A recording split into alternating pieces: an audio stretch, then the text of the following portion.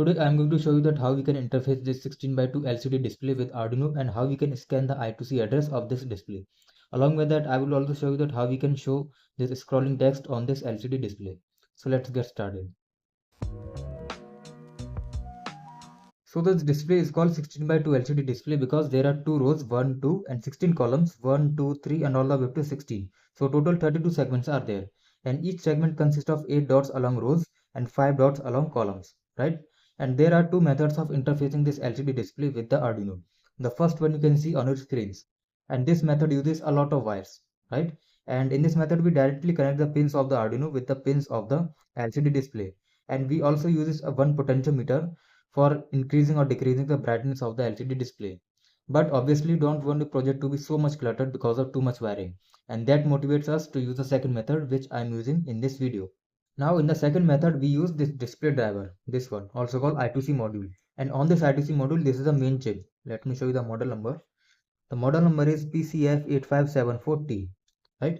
And this chip is the main component because it converts the functioning of all those wires in the first method into just 4 wires: SCL, SDA, VC and ground. Okay, and this I2C module uses the I2C communication protocol for establishing the communication between this LCD display and the Arduino.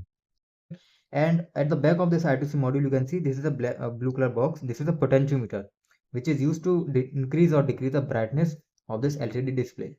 Now this is the program I2C address scanner which scans the I2C address of the LCD display, and in this program we are importing this wire library which is used for working with I2C communication protocol.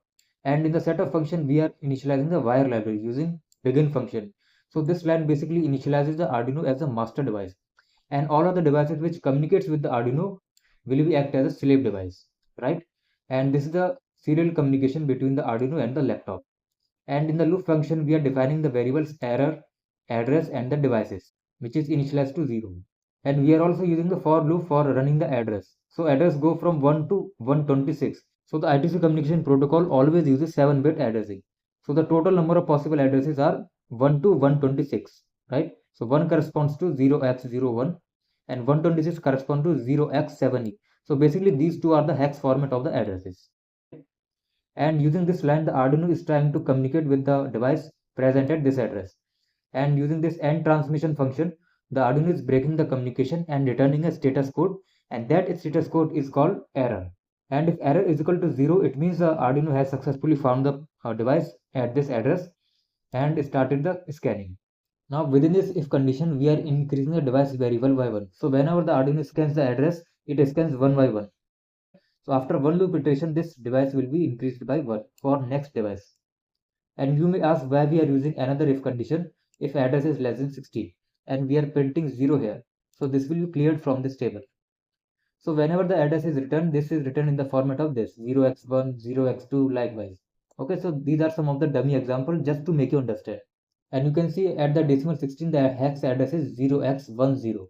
Okay, and before that all the hex address have only 3 figures: 0xf, 0xa, 0x2 and 0x1. Okay, so right now you can see these hex addresses are uneven. Uneven in the sense that this has 3 figures and this has 4 figures. So to make these hex addresses look similar, we add an extra 0 from our side like this: 0x01, 0x02, 0x0a and 0x0f. So this 0x is printed from the serial statement, this one, and this 0 extra 0 is printed here, this one. Okay, that is why we are using another if condition. And there is no problem if you comment out this line. And by commenting this line, only this address will be printed.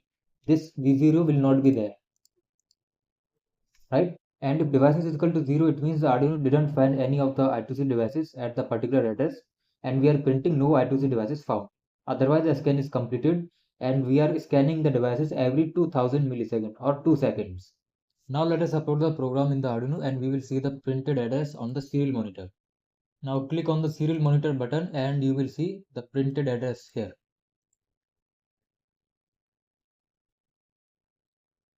So you can see the address of I2C device is 0x27.